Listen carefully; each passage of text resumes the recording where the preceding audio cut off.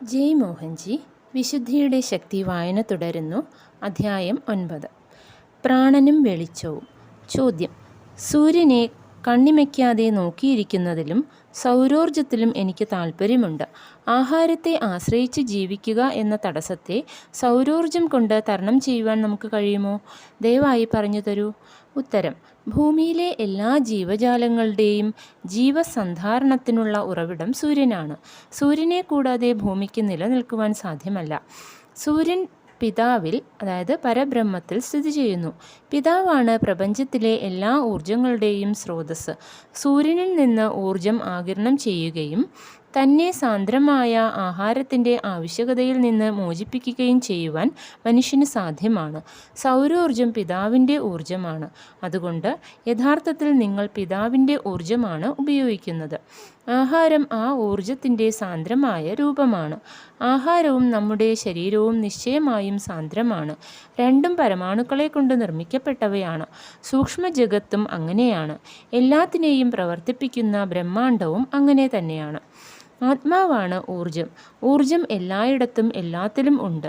നമുക്ക് സൂക്ഷ്മവുമായി യോജിക്കുവാനും ശരീരത്തെ സൂക്ഷ്മവുമായി പൊരുത്തപ്പെടുത്തുവാനും കഴിഞ്ഞാൽ സൂര്യരശ്മികളെ പാകപ്പെടുത്തിയെടുത്ത് സ്വയം പര്യാപ്തത നേടുവാൻ കഴിയും.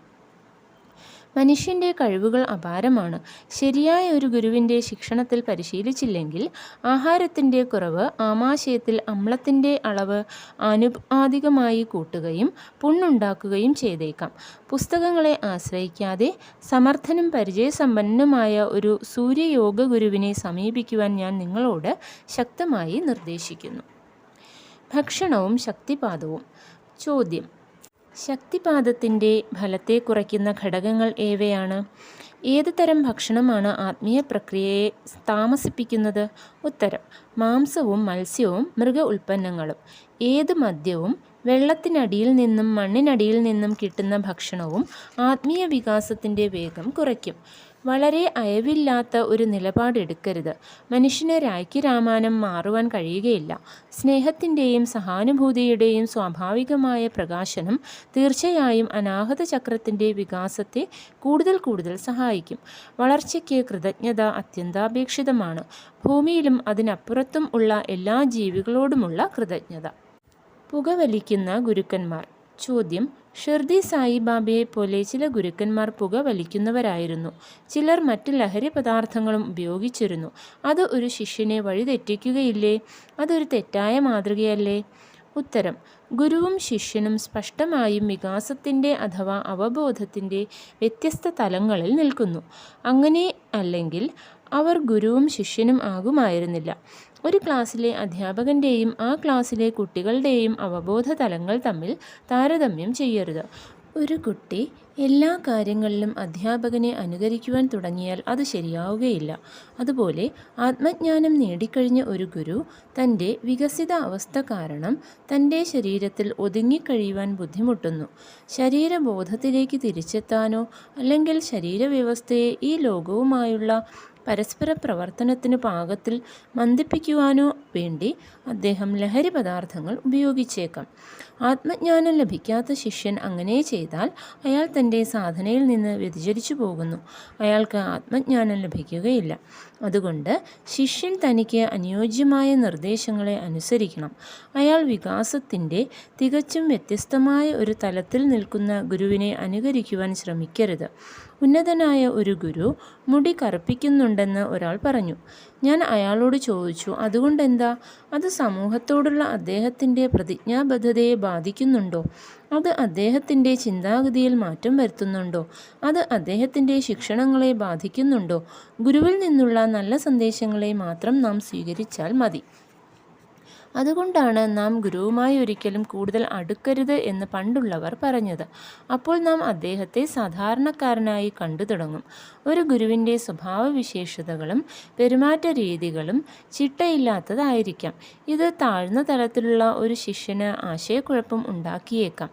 നിസർഗദത്ത മഹാരാജ് ബീഡി വലിക്കുമായിരുന്നു.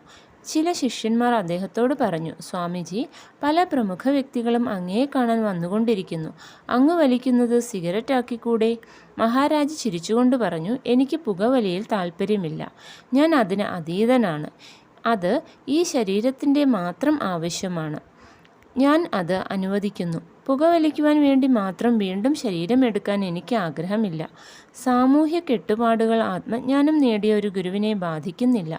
മറ്റൊരു മഹാഗുരുവായ അക്കൽക്കോട്ട് മഹാരാജ് ഒരിക്കൽ എല്ലാവരും കാണുകെ ഒരു വീടിൻ്റെ മുന്നിൽ മൂത്രമൊഴിച്ചു. സമൂഹം അതിനെ ഭ്രാന്തെന്ന് വിളിക്കും. ഒരു ഗുരുവിൻ്റെ ഓരോ പ്രവൃത്തിക്കും ഒരു വലിയ ലക്ഷ്യമുണ്ട്. ഒരു ഗുരുവിൽ നിന്ന് ഒരു ചിന്തയും വാക്കും പ്രവൃത്തിയും പ്രയോജനമില്ലാത്തതായി ഉണ്ടാകുന്നില്ല. അതാണ് സത്യം. അതുകൊണ്ട് ഒരു ഗുരു സമൂഹത്തിൽ എങ്ങനെ പെരുമാറുന്നു എന്നതിനെക്കുറിച്ച് വ്യാകുലപ്പെടേണ്ട. നിങ്ങളുടെ സ്വന്തം നന്മയ്ക്കായി അദ്ദേഹത്തിൻ്റെ നിർദ്ദേശങ്ങൾ ശ്രദ്ധയോടെ അനുസരിക്കുക മാത്രം ചെയ്യുക. ചോദ്യം: മദ്യവും സ്ത്രീയും നല്ലത് തന്നെ എന്ന പ്രസ്താവന കൊണ്ട് അങ്ങുണ്ടാക്കിയ വിവാദത്തെക്കുറിച്ച് ഞാൻ വായിച്ചിട്ടുണ്ട്. അങ്ങയുടെ ഇപ്പോഴത്തെ നിലയിലും അതേ കാഴ്ചപ്പാട് നിലനിർത്തുന്നുണ്ടോ? ഉത്തരം: ഒരു 100 തവണയിൽ കുറയാതെ ഞാൻ ഈ ചോദ്യത്തിന് ഉത്തരം നൽകിയിട്ടുണ്ടെന്ന് എനിക്ക് തോന്നുന്നു. ആ പ്രസ്താവന തെറ്റായി അവതരിപ്പിക്കപ്പെട്ടതാണ്. എല്ലാവരുടെയും അറിവിനായി ഞാൻ ഇത് തികച്ചും വ്യക്തമാക്കട്ടെ. മദ്യത്തെയും വേശ്യാവൃത്തിയെയും ഞാൻ അനുകൂലിക്കുന്നുണ്ടോ എന്നാണ് പത്രലേഖകൻ ചോദിച്ചത്. ഈ 2 കാര്യങ്ങളുടെയും കർമ്മബന്ധത്തെക്കുറിച്ച് ഞാൻ വിശദീകരിച്ചിരുന്നു. ആ ഭാഗം അയാളുടെ ലേഖനത്തിൽ അച്ചടിച്ചു വന്നതേയില്ല. നമുക്ക് വിശകലനം ചെയ്തു നോക്കാം. പ്രവൃത്തിയുടെ കാലാനുക്രമം ചിന്ത, വാക്ക്, പ്രവൃത്തി എന്നാണ്. ഈ 3 തലങ്ങളിലും ഊർജം പുറത്തു പോകുന്നു. നമ്മുടെ അടുത്ത ചിന്ത എന്തായിരിക്കുമെന്ന് അറിയാത്തതുകൊണ്ട് നാം നമ്മുടെ ചിന്തകളെ നിയന്ത്രിക്കുന്നില്ല. ചിന്ത ഉദിച്ചുയരുന്ന ഒരു അടിത്തട്ടുണ്ട്. ഇതിനെ വാസന എന്ന് വിളിക്കുന്നു. വാസനകൾ അടിസ്ഥാനപരമായ അന്തർലീനമായ സ്വഭാവവിശേഷതകളാണ്. ഒരാൾക്ക് മദ്യത്തിനോട് വാസനയില്ലെങ്കിൽ അയാൾക്ക് അതിനോട് ആസക്തി ഉണ്ടാവുകയില്ല. അതിനുവേണ്ടിയുള്ള ചിന്തകളും പ്രവൃത്തിയും ഉണ്ടാവുകയില്ല. മദ്യത്തിനായുള്ള ആവശ്യം അയാളുടെ ജന്മസിദ്ധമായ പ്രാരബ്ധത്തിൻ്റെ ഭാഗമാണെങ്കിൽ അയാൾക്ക് അതിനുള്ള വാസന ഉണ്ടാകും. അത് ചിന്തയെ വളർത്തും. തുടർന്ന് വാക്കുകളും പിന്നീട് പ്രവൃത്തിയും ഉണ്ടാകും. സാഹചര്യവും താനേ സൃഷ്ടിക്കപ്പെടും. അത് സാധ്യമാക്കാൻ തനിക്ക് കഴിയുന്നതെല്ലാം അയാൾ ചെയ്യും. ഒരു സ്ഥലത്ത് മദ്യം ലഭ്യമല്ലെങ്കിൽ അത് ലഭ്യമായ മറ്റൊരു സ്ഥലത്തേക്ക് അയാൾ താമസം മാറ്റും. ഒരാൾ ജനിക്കുമ്പോൾ തൻ്റെ പ്രാരബ്ധത്തിൻ്റെ കൂടെ കാർമ്മിക യാത്ര പൂർത്തീകരിക്കുവാനുള്ള ഇന്ധനവും കൊണ്ടുവരുന്നു. അങ്ങനെ എല്ലാ പ്രാരബ്ധ വാസനകളും തീർക്കപ്പെടുന്നു. ഒരാൾക്ക് തൻ്റെ കർമ്മത്തെ അമർത്തിവെച്ച് ജീവിതത്തിൽ മുന്നേറുവാൻ കഴിയുകയില്ല. അത് ഒരു ലോഹ സ്പ്രിംഗ് പോലെയാണ്. നിങ്ങൾ കൈയെടുത്ത് മാറ്റുന്ന നിമിഷം അത് കുതിച്ചു നിവരും. ഒരു ജീവിതകാലം മുഴുവൻ അമർത്തിവെക്കപ്പെടുകയാണെങ്കിൽ ആ ആത്മാവ് പ്രധാനമായും ഈ ലക്ഷ്യം നിറവേറ്റുവാൻ വേണ്ടി മറ്റൊരു ശരീരത്തെ സ്വീകരിച്ചുകൊണ്ട് തിരിച്ചു വരും. സ്ഥിതി ഇങ്ങനെയാണെന്നിരിക്കെ നമുക്ക് എന്തിനെയെങ്കിലും നിയന്ത്രിക്കാൻ കഴിയുമോ? ഏതെങ്കിലും ഭരണകൂടത്തിന് എന്തിനെയെങ്കിലും നിയന്ത്രിക്കുവാൻ കഴിയുമോ? സമൂഹം നിർദോഷമായിരിക്കണമെങ്കിൽ അതിൽ ഇച്ഛാഭംഗം വന്ന ജനങ്ങൾ അധികം ഉണ്ടായിരിക്കരുത്. ഇച്ഛാഭംഗം ഉണ്ടാകുന്നത് കാർമ്മികമായ പൂർത്തീകരണം നടക്കാത്തതുകൊണ്ടാണ്. അതുകൊണ്ടാണ് എല്ലാം നല്ലതാണ് എന്ന് ഞാൻ പറഞ്ഞത്. ഒന്നിലും നന്മയോ തിന്മയോ കാണാൻ എനിക്ക് കഴിയുകയില്ല. എല്ലാം ഒരേ പരമോന്നതമായ ശക്തിയുടെ സൃഷ്ടികളാണ്. നന്മയും തിന്മയും ഒരേ മനസ്സിൻ്റെ 2 വശങ്ങളാണ്. താഴെയുള്ളതിനെ ത്യജിക്കുവാനായി മുകളിലുള്ളതിലേക്ക് എത്തേണ്ടതുണ്ട്. ഓരോ ചിന്തയും വാക്കും പ്രവൃത്തിയും തികഞ്ഞ ബോധത്തോടുകൂടി ഉള്ളതാകുമ്പോൾ നമ്മുടെ ജീവിതത്തിലെ മിക്കവാറും എല്ലാ നിഷേധാത്മക വാസനകളും താനെ അനാവശ്യമായി തീരുകയും ഉപേക്ഷിക്കപ്പെടുകയും ചെയ്യുന്നു. ഇതാണ് പരിഹാരം. അതുകൊണ്ട് ഞാൻ മദ്യത്തെയും സ്ത്രീയെയും അനുകൂലിക്കുകയായിരുന്നില്ല. സ്വാമി ശിവാനന്ദനോട് തന്നോട് ആവശ്യപ്പെട്ടവർക്കെല്ലാം അദ്ദേഹം സന്യാസം കൊടുക്കുന്നത് സന്യാസത്തിൻ്റെ തന്നെ വിലയിടിക്കുകയല്ലേ എന്ന് ഒരാൾ ചോദിച്ചു. അദ്ദേഹം തമാശയായി പറഞ്ഞു, അവർ സന്യാസിമാരായി എൻ്റെ കൂടെ ഇവിടെ താമസിക്കട്ടെ. ഇവിടെ അവർ നിരുപദ്രവകാരികളായിരിക്കും. അവരെല്ലാം സമൂഹത്തിൽ അതിൻ്റെ അവിഭാജ്യ ഭാഗമായി ഉണ്ടായിരുന്നു എങ്കിൽ സമൂഹത്തിൻ്റെ സ്ഥിതി എന്താകുമായിരുന്നു എന്ന് സങ്കല്പിച്ചു നോക്കൂ. Thank you. ജയ് മോഹൻജി.